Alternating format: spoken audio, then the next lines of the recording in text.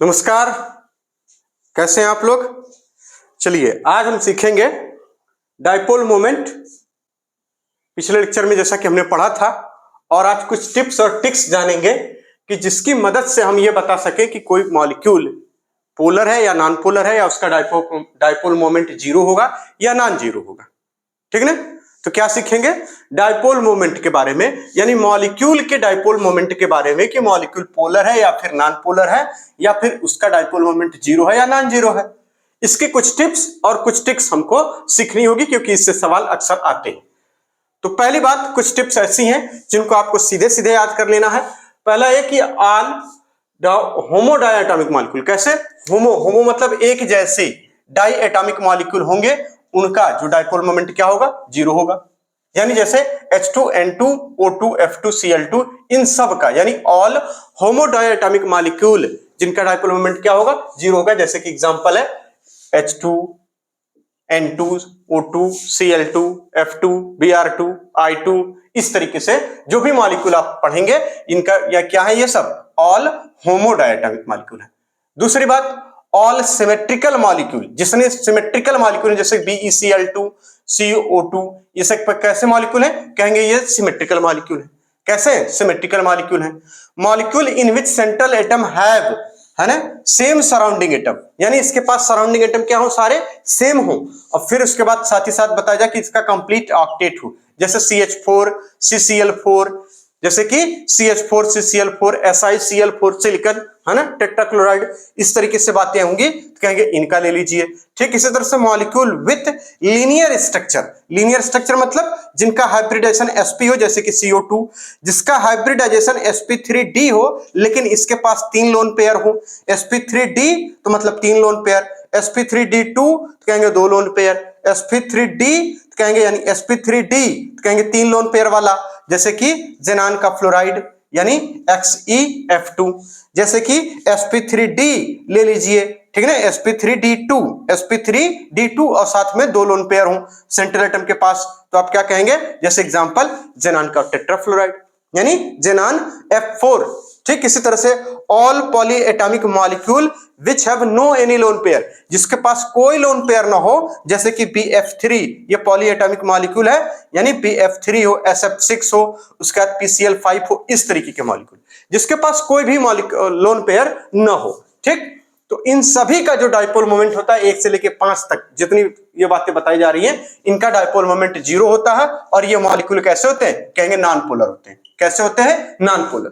फिर से पूरी बात सुनिए, यानी all homo diatomic molecule, all symmetrical molecule in which central atom have same surrounding atom with complete octet, molecule with linear structure like sp hybridization CO2 में sp3 3 lone pair हो, जैसे कि जेनान फ्लोराइड में sp3d2 2 लोन पेयर वाला, जैसे कि Xe यानी जेनान का कहेंगे XeF4। ठीक इसी तरीके से all polyatomic molecule which have no any lone pair, जैसे कि BF3 SF6, यहाँ पे PCl5। इतने जो मॉलिक्यूल हैं यहां पर आप देख रहे हैं ऑल होमो डायटोमिक मॉलिक्यूल, जैसे कि H2N2 O2 F2 Cl2 etcetera. इतनी बात चल रहेगी। उसके बाद करें ऑल सिमेट्रिकल मॉलिक्यूल, जितने भी सिमेट्रिकल किस्म के मॉलिक्यूल हैं, जैसे BeCl2 CO2। ठीक, molecule in which central atom have same surrounding atom, देखिए इसमें क्या है, चारों सेंट्रल एटम सेम है, और साथ ही साथ सेंट्रल एटम का जो ऑक्टेट कंप्लीट हो, यानी कंप्लीट ऑक्टेट हो, इसका ऑक्टेट कंप्लीट है, इसका भी ऑक्टेट, यानी दोनों सेम चीजें, बस यहाँ क्लोरीन है, यहाँ हाइड्रोजन है। तो इस तरीके की जो मॉलिक्यूल होंगे, और साथ ही साथ कहेंगे मॉलिक्यूल विद लीनियर स्ट्रक्चर, जिनका स्ट्रक्चर कैसा हो, लीनियर हो, जैसे sp हाइब्रिडेशन वाला मॉलिक्यूल CO2, sp3 हाइब्रिडेशन जिसके पास 3 लोन पेयर हो, कहेंगे जेनान का फ्लोराइड ले लीजिए, डाइफ्लोराइड, और sp3d2 2 लोन पेयर, कहेंगे जेनान का टेट्राफ्लोराइड ले लीजिए। ठीक है ना, यानी ऑल पॉलीएटॉमिक। और पांचवी बात, all polyatomic molecule which have no any lone pair, जिसके पास कोई लोन पेयर ना हो, जैसे कि BF3, जैसे कि SF यानी सल्फर का हेक्साफ्लोराइड, ठीक, फास्फोरस पेंटाक्लोराइड, इस तरीके से जो नाम, यानी SF6 PCl5, कहेंगे PCl3 बताइए, PCl3 ले लीजिए, SF उसके बाद यहाँ पे SF4 ले लीजिए, बताइए ये कैसे, तो कहेंगे ये जो होंगे इनका डाइपोल मोमेंट जीरो नहीं होगा और ये मॉलिक्यूल पोलर हो जाएंगे। लेकिन यहाँ पर SF6 और PCl5 है जो कि सेम सराउंडिंग एटम है, और साथ ही साथ क्या है, कोई लोन पेयर नहीं है। कोई लोन पेयर नहीं है, तो इनका डायपोल मोमेंट क्या हो जाएगा, कहेंगे डायपोल मोमेंट इनका 0 होता है और ये मॉलिक्यूल कैसे होते हैं, नॉन पोलर होते हैं। याद रहेगी बात, यानी all homodiatomic molecule, all symmetrical molecule in which central atom and shape surrounding atom with complete octet, molecule with linear structure, all polyatomic molecule which have no any lone pair have dipole moment 0, यानी molecule कैसे होंगे, non polar होंगे। कैसे होंगे, non polar होंगे। पहली बात एकदम क्लियर है, टिप्स नंबर 1 थी ये, ठीक, इसको नोट कर लीजिए अच्छे से एकदम। फिर आगे चलते हैं, चलिए अगली बात है कि जितने भी हेट्रो डायटोमिक मॉलिक्यूल, डायटोमिक हो साथ में हेट्रो, हेट्रो का मतलब हेट्रो न्यूक्लियर कहा जाता है, या हमने हेट्रो एटॉमिक लिख दिया, कोई बड़ी बात नहीं है। यानी जैसे HF, जैसे कि CO, जैसे कि HCl, इस तरीके के मॉलिक्यूल होंगे, जैसे कि NO, ठीक है ना, ये सब नाइट्रिक ऑक्साइड, ठीक, ऐसे मॉलिक्यूल यानी हेट्रो डायटोमिक मॉलिक्यूल जैसे कि HF, CO, HCl, NO। साथ ही साथ polyatomic molecule with loan pair, जिसके पास लोन पेयर हो, जैसे कि NH3, जैसे कि SO2, जैसे कि H2O, जैसे कि NF3, इस तरीके से मॉलिक्यूल होंगे। इनका जो डायपोल मोमेंट होता है वो 0 नहीं होता है, यानी नॉन जीरो। और मॉलिक्यूल कैसे होते हैं, कहेंगे पोलर मॉलिक्यूल होते हैं। और सॉल्युबिलिटी रूल हमने पढ़ा है कि पोलर डिसॉल्व यानी लाइक डिसॉल्व लाइक, यानी पोलर मॉलिक्यूल में पोलर, जो पोलर सॉल्वेंट में पोलर मॉलिक्यूल डिसॉल्व होंगे, नॉन पोलर सॉल्वेंट में नॉन पोलर मॉलिक्यूल डिसॉल्व होंगे। तो आप अगर यहाँ पे सॉल्युबिलिटी रूल अगर पढ़ें कोवैलेंट कंपाउंड में तो कहेंगे क्या, सॉल्युबिलिटी रूल अगर की देखा जाए तो कहेंगे क्या, लाइक डिसॉल्व लाइक, यानी पोलर मॉलिक्यूल, कहेंगे पोलर मॉलिक्यूल किसमें, कहेंगे पोलर सॉल्वेंट में, किसमें, कहेंगे पोलर सॉल्वेंट में। जैसे आपसे पूछा जाए कि HCl बताइए वाटर में डिसॉल्व है कि नहीं, क्योंकि HCl क्या है, एक पोलर मॉलिक्यूल है, क्योंकि HCl क्या है, कहेंगे HCl पोलर मॉलिक्यूल है, H2O एक पोलर मॉलिक्यूल है, यानी ये डिसॉल्व हो जाएगा। लेकिन इसमें बेंजीन अगर डिसॉल्व करा जाए तो बेंजीन डिसॉल्व नहीं होगी, ठीक है, क्योंकि बेंजीन क्या है, बेंजीन कार्बन टेट्राक्लोराइड में डिसॉल्व हो जाएगी, कार्बन सल्फाइड में डिसॉल्व हो जाएगी, लेकिन यहां वाटर में डिसॉल्व नहीं होती है, ठीक है ना। जैसे वाटर और एल्कोहल, कहेंगे वाटर भी क्या है, नॉन पोलर, एल्कोहल भी क्या है, उसमें भी नॉन पोलैरिटी OH ग्रुप की वजह से होती है, यानी वो भी क्या है, कहेंगे सॉरी पोलर, वाटर क्या है, पोलर है, और एल्कोहल क्या है, वो भी पोलर है, तो वो आपस में डिसॉल्व हो जाते हैं। इसी तरीके से यहां लिख लेंगे नॉन पोलर जो मॉलिक्यूल होते हैं वो किसमें डिसॉल्व होंगे, नॉन पोलर सॉल्वेंट में, किसमें, नॉन पोलर सॉल्वेंट में। याद रहेगी बात, बिल्कुल इसको याद रख लीजिए, ठीक। तो इसका मतलब जितने हेट्रोडायटोमिक मॉलिक्यूल है या फिर polyatomic molecule with lone pair, उनका डायपोल मोमेंट 0 नहीं होता है, यानी mu is not 0 and molecule is polar. Molecule कैसे होते हैं, पोलर होते हैं। पिछले लेक्चर में पोलैरिटी के बारे में हम लोग अच्छे से पढ़ चुके हैं, इसमें टिक्स और टिप्स सीख रहे हैं सिर्फ। देखिए जब आर्थो मेटा पैरा, अब ये क्या चीज है, अभी देख लेते हैं आर्थो मेटा पैरा, ठीक है, यानी डायपोल मोमेंट ऑफ आर्थो, जो भी आर्थो वाला कंपाउंड होगा, बेंजीन रिंग पे वही लगा रहता है ना, 1 और 2 पोजीशन पे तो आर्थो, 1 3 पोजीशन पे तो मेटा, यानी 1 4 पोजीशन पे तो पैरा, ठीक है। इसके केस में क्या होगा, कहेंगे आर्थो का डायपोल मोमेंट मेटा से ज्यादा होता है और मेटा का डायपोल मोमेंट पैरा से ज्यादा होता है, ठीक। इसी तरह से सिस वाला कोई कंपाउंड हो, जैसे लिखना है सिस 2 ब्यूटीन, ट्रांस 2 ब्यूटीन, तो किसका डायपोल मोमेंट ज्यादा, सिस का डायपोल मोमेंट ज्यादा होता है ट्रांस से, ठीक। अभी एग्जांपल सारे करने हैं हमको, ठीक। इसी तरीके से एक नोट है, इसको लिख लीजिए कि अगर आपसे कहा जाए ZnCl2 ले लीजिए, HG यानी Hg है ना, मर्क्यूरिक क्लोराइड है, यहाँ पे अमोनियम आयन है, इनका डायपोल मोमेंट कहेंगे 0 होता है, इसका डायपोल मोमेंट क्या होता है, 0 होता है, यानी ZnCl2 HgCl2 अमोनियम, इनका डायपोल मोमेंट क्या होता है, 0 होता है। डायपोल मोमेंट या फिर पोलैरिटी कैसे निकाली जाती है, कहेंगे डायपोल मोमेंट पोलैरिटी के लिए हमने कितने सारे ट्रिक्स अभी सीख लिए, कितने सीखे, यानी 3-4 हमने अभी सीख लिए कि आर्थो मेटा पैरा होगा, सिस का होगा ज्यादा, ट्रांस का कम होगा, ZnCl2 HgCl2, उसके बाद अमोनियम आयन, इसका डायपोल मोमेंट 0 होता है। हेट्रोडायटोमिक मॉलिक्यूल हो और polyatomic molecule with lone pair हो, इनका डायपोल मोमेंट 0 नहीं होता है। आगे बता रहा पोलैरिटी या फिर डायपोल मोमेंट कैसे डिफाइन करेंगे, किसकी पोलैरिटी ज्यादा है किसकी कम, तो इसके लिए हमें क्या देखना होता है, पोलैरिटी या फिर dipole moment is directly proportional to electronegativity difference, electronegativity difference between atoms. हमको ये देखना होता है, या फिर इलेक्ट्रोनेगेटिविटी ऑफ सेंट्रल एटम, ठीक है ना। अब इलेक्ट्रोनेगेटिविटी का ऑर्डर क्या होता है, ऑर्डर ऑफ इलेक्ट्रोनेगेटिविटी अगर हमें पता चल जाए तो इसके बेसिस पर हम डिफरेंस वाला काम कर लेंगे। बात को समझिए, पोलैरिटी या फिर dipole moment is directly proportional to, polarity या फिर dipole moment is directly proportional to electronegativity difference, या फिर हम कह सकते हैं कि इलेक्ट्रोनेगेटिविटी ऑफ सेंट्रल एटम। कहेंगे ऑर्डर ऑफ इलेक्ट्रोनेगेटिविटी, कहेंगे क्या होता है, कहेंगे फोनकल, देखिए फोनकल, फोंकल है ना, FONCL, फोंकल ब्रिस्की, देखिए BRSCI, ब्रिस्की से पागल होना सीखो। यानी यहां तक क्या हो जाएगा, कहेंगे फोंकल हो जाएगा, यहां से यहां तक क्या हो जाएगा, कहेंगे फोंकल। इसको ऐसे याद कर लीजिए, फोंकल, फोंकल। इसको क्या याद कर लीजिए, ब्रिस्की, क्या याद कर लेंगे, ब्रिस्की है ना, ब्रिस, उसके बाद की, ब्रिस्की। उसके बाद यहां से सेलेनियम, पागल है ना, पागल होना सीखो, पागल होना सीखो। याद रहेगा, बिल्कुल याद रहेगा। यही order of electronegativity in the periodic table होती है। यानी फ्लोरीन सबसे ज्यादा इलेक्ट्रोनेगेटिव होता है, उसके बाद ऑक्सीजन आता है, उसके बाद नाइट्रोजन, फिर उसके बाद क्लोरीन। इस क्लोरीन की लगभग नाइट्रोजन के बराबर होती है यहां पर, लेकिन ये क्लोरीन ज्यादा होता है किससे, ब्रोमीन से। और ब्रोमीन सल्फर, कार्बन और आयोडीन की लगभग बराबर होती है, लेकिन ऑर्डर ये है कि ब्रोमीन का थोड़ा बहुत ज्यादा रहेगा, सल्फर का थोड़ा बहुत कार्बन से ज्यादा रहेगा, कार्बन का थोड़ा बहुत आयोडीन से ज्यादा रहेगा, सेलेनियम का उससे कम होता है, फिर फास्फोरस का, फिर उसके बाद हाइड्रोजन, उसके बाद सिलिकन। याद रहेगा। यानी फोंकल, देखिए FONCL, फोंकल, BRSCI, ब्रिस्की से पागल होना सीखो। याद रहेगा, ये क्या है, कहेंगे ऑर्डर ऑफ इलेक्ट्रोनेगेटिविटी। अब इसका एप्लीकेशन क्या है, कहेंगे अभी बहुत सारे क्वेश्चंस हम लगाएंगे जिसमें कि ये सारी बातें क्लियर हो जाएंगी। ऑर्डर ऑफ इलेक्ट्रोनेगेटिविटी यानी फोंकल ब्रिस्की से पागल होना सीखो। याद रहेगी पूरी बातें। कहेंगे पोलैरिटी या dipole moment is directly proportional to, कहेंगे इलेक्ट्रोनेगेटिव डिफरेंस। ये वाली बात हमें याद रखनी होगी। ठीक, चलिए अब हम चलते हैं कुछ क्वेश्चंस को देखते हैं। चलिए यहां पर कुछ एग्जांपल दिए हुए हैं, इनमें हमको ऑर्डर बताना है डाइपोल मोमेंट का या फिर पोलैरिटी का। तो इसमें पूछा जा रहा है, कह रही है देखिए फ्लोरीन CFNFOF2Cl2 इस तरीके से। तो बताइए डाइपोल मोमेंट का ऑर्डर क्या होगा। तो हमें पता है डाइपोल मोमेंट के ऑर्डर के लिए हमें इलेक्ट्रोनेगेटिविटी देखनी होगी, इलेक्ट्रोनेगेटिविटी का डिफरेंस। इलेक्ट्रोनेगेटिविटी का डिफरेंस अभी हम लोग सीख के आए हैं कि FONCL, उसके बाद ब्रिस्की है ना, याद रहेगा बिल्कुल।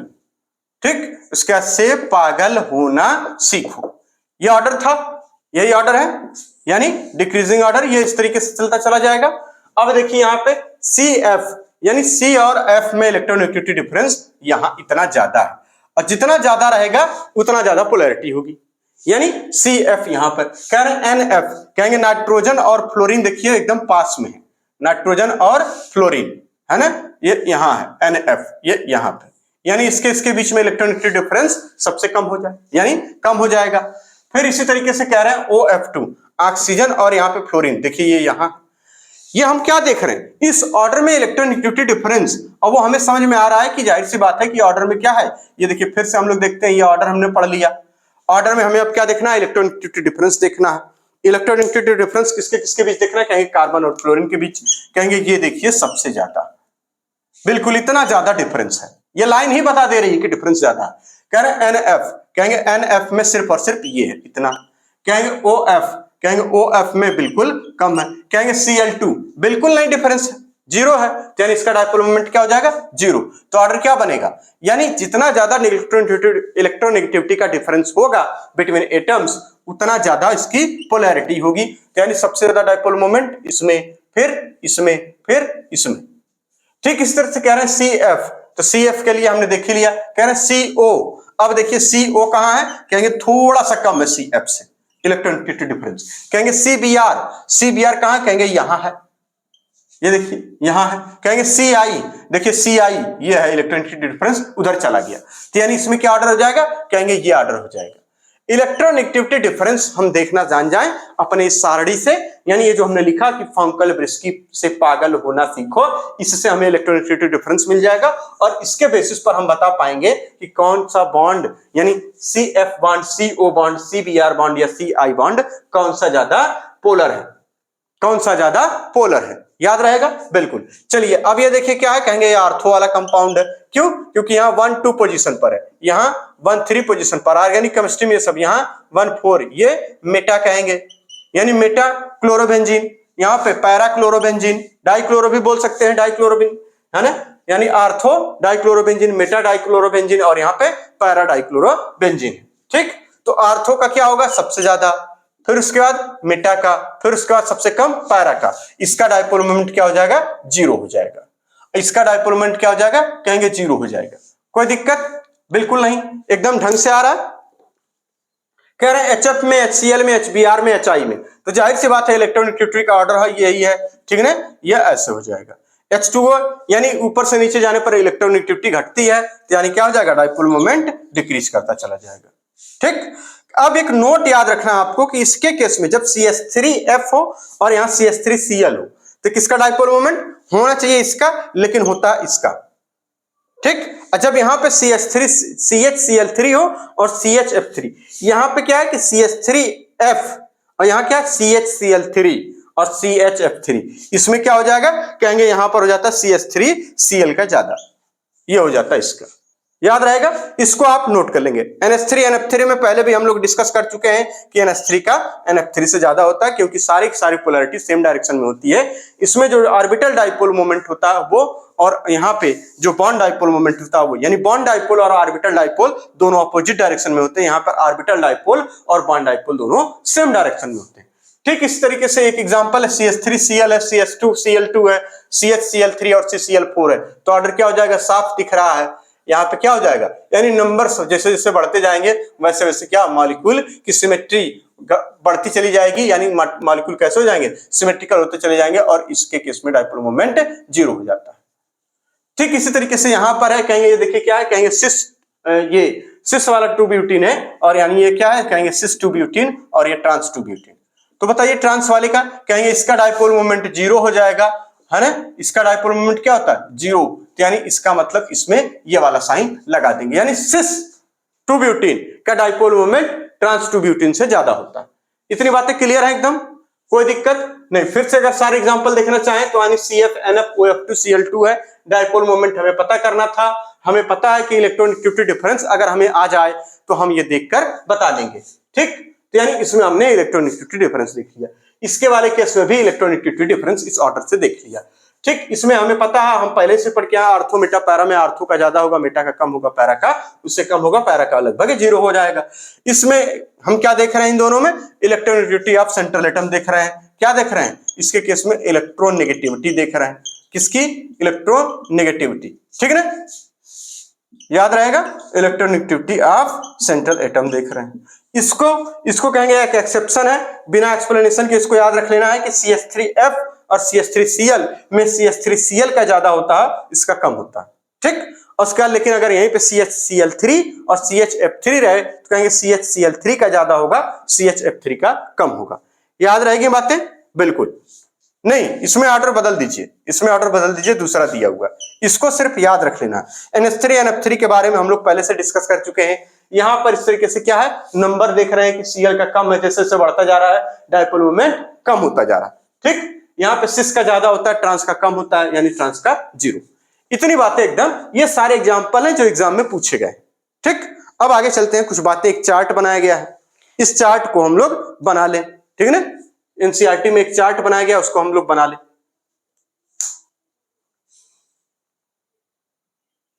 चलिए अगली कहानी है कि कुछ मॉलिक्यूल यहां दिए हुए हैं किताब में। ठीक है ना, अपनी बुक में खोल लीजिए, यहां पे देखिए दिखा हुआ है, आराम से देखेंगे, मिल जाएगा, केमिकल बॉन्डिंग जो चैप्टर है उसी में। ठीक है ना, जहां पोलैरिटी वाली हेडिंग है, पेज नंबर 112 पे। कुछ मॉलिक्यूल AB टाइप के हैं, उनके स्ट्रक्चर लीनियर है। ठीक, फिर भी वो कैसे हैं? कहेंगे उनका डाइपोल मोमेंट 0 नहीं है। ऐसा क्यों? क्योंकि उसके पास क्या है? लोन पेयर है, या फिर आयनिक in nature.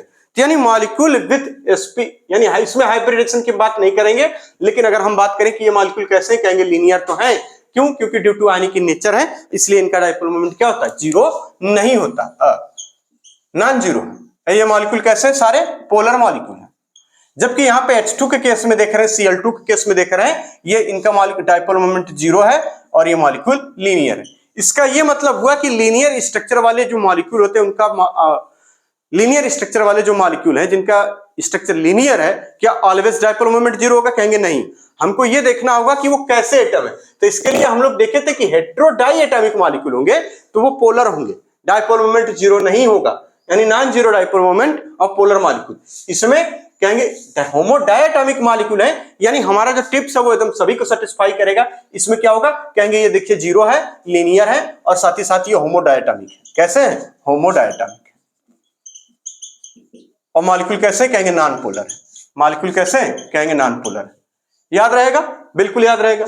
Ab2 type molecule है जैसे कि H2O, H2S, इनका डायपोल मोमेंट जीरो नहीं होता है, नॉन जीरो, और ये बेंट है और ये मॉलिक्यूल पोलर होते हैं। पूछा जाए ऐसा क्यों? क्योंकि देखिए इसके पास सेंट्रल एटम के पास लोन पेयर होगा, यानी इसके पास क्या है? कहेंगे lone pair.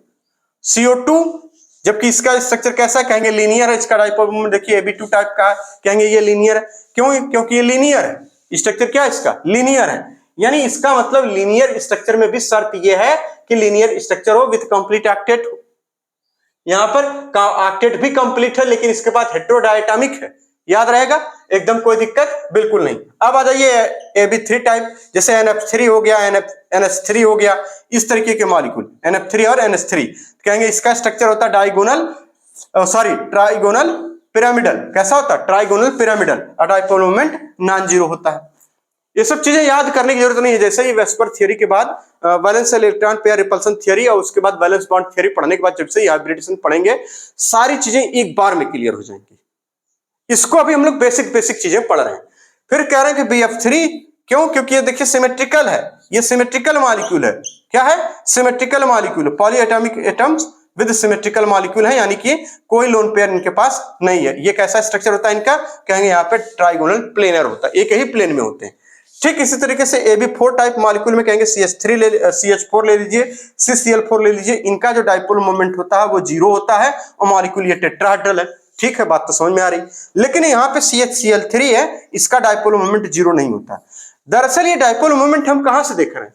Polarity of bond देख रहे हैं। जैसे यहां पर हम देख रहे हैं कि C है और उसके बाद आप इसका टेट्राहेड्रल स्ट्रक्चर है, यहाँ पे H है और यहाँ पे 3 क्लोरीन है ना, 3 क्लोरीन बना लीजिए, Cl है और यहाँ पे Cl है और यहाँ H है। तो आपकी जाहिर सी बात है कि ये क्या है? कहेंगे ये ज्यादा ये है। ठीक, और ये देखिए इसको इधर की तरफ खींचेगा, ये इसको इधर की तरफ, यानी एक नेट डायपोल मोमेंट इसमें आ जाता है। जब नेट डायपोल मोमेंट आ जाता है इन वन डायरेक्शन, कहेंगे डायपोल मोमेंट कैंसिल आउट नहीं हो रहे हैं, यानी इनकी डायरेक्शन आपस में कैंसिल नहीं हो रही है, इसलिए इसमें कुछ ना कुछ डायपोल मोमेंट रहेगा, यानी कहेंगे डायपोल मोमेंट नॉन जीरो। और NH3 का केस भी हम लोग सीख लिए थे। BF3 का, चूंकि BF3 कैसा होता है मॉलिक्यूल? कहेंगे ट्राइगोनल प्लेनर होता है, यानी एक बोरान यहां लगा देंगे, एक यहां और एक यहां, इस तरीके से सारे के सारे एक ही प्लेन में हैं। और चूंकि ये जो है एंगल कितना होता है 120 डिग्री, और ये सारे के सारे क्या होते हैं? एक दूसरे को कैंसिल आउट कर देंगे। जब एक दूसरे को कैंसिल आउट कर देंगे तो डायपोल मोमेंट जीरो हो जाएगा। CO2 में क्या होता है? कहेंगे CO2 लीनियर स्ट्रक्चर है, डायपोल मोमेंट इसमें यानी पोलैरिटी डायपोल, यानी कहेंगे डायपोल ऑफ बॉन्ड, यानी बॉन्ड डायपोल एक दूसरे को कैंसिल कर रहे हैं। लेकिन इसमें कहेंगे लोन पेयर है, इस लोन पेयर की वजह से जो ऑर्बिटल डायपोल होता है वो एग्जिस्ट करता है और यहाँ पे इसकी वजह से क्या होगा? एक नेट डायपोल मोमेंट क्रिएट होता है, इसलिए नॉन जीरो होते हैं। यहां पर यही H2 में चूंकि लीनियर स्ट्रक्चर है, होमोडायटॉमिक है, इसलिए क्या है? कहेंगे डायपोल मोमेंट जीरो है, नॉन पोलर मॉलिक्यूल है। यहां पर कहेंगे हेटेरोडायटॉमिक मॉलिक्यूल है, भले ही लीनियर स्ट्रक्चर हो, उससे हमें कोई मतलब नहीं है। यानी हम सावधानी से इन बातों को याद रखेंगे, सारे टिप्स सावधानी से याद रखेंगे सारे टिप्स, तो हमारे सवाल डायपोल मोमेंट के कभी गलत नहीं होंगे। अब नेक्स्ट लेक्चर हम लोग क्या करेंगे? नेक्स्ट लेक्चर में हम लोग सीखेंगे valence shell electron pair repulsion theory. अब यहां से जो टॉपिक होगा वो बड़ा ही मजेदार होने वाला है, क्योंकि बहुत सारे मॉलिक्यूल के स्ट्रक्चर्स के बारे में पढ़ना होगा, उनका शेप कैसा होता है ये पढ़ना होगा, लोन पेयर की वजह से शेप क्या चेंज हो जाता है, शेप में क्या चेंज हो जाते हैं ये पढ़ना होगा, है ना। बॉन्ड एंगल लोन पेयर की वजह से कैसे बदल जाती हैं ये पढ़ना होगा। इन सारी चीजों को हम लोग अब नेक्स्ट लेक्चर में डिस्कस करेंगे। ठीक, तो उम्मीद है ये बात एकदम बिल्कुल क्लियर हो गई होगी। कुछ टिप्स हैं, इसको याद रखना होगा, याद रखेंगे तो अच्छा रहेगा, क्योंकि इससे एग्जाम में क्वेश्चन आते हैं, ऑर्डर पूछ लिया जाता है, या पूछ लिया जाता है कि कौन सा नॉन पोलर है कौन सा पोलर है, या पूछ लिया जाता है कि किसका डायपोल मोमेंट जीरो या किसका डायपोल मोमेंट जीरो नहीं है। तो ये जो चीजें हमने आज डिस्कस करी, ये क्या थी, कहेंगे ये एग्जाम में पूछा गया सवाल थे और कुछ टिप्स जो है एनसीईआरटी में लिखी गई थी और कुछ टिप्स हमने अपने आप से नोट कर लिया। कोई दिक्कत बिल्कुल नहीं। अब हम लोग क्या पढ़ेंगे, the valence shell electron pair repulsion theory, बड़ी जबरदस्त थियरी है, ठीक है ना। तो मिलते हैं अपने नेक्स्ट लेक्चर में, तब तक के लिए धन्यवाद। खूब मेहनत से खूब एंजॉय करते हुए पढ़िए, एकदम दम लगा के पूरी, ठीक है ना। तो धन्यवाद, मिलते हैं अपने नेक्स्ट लेक्चर में।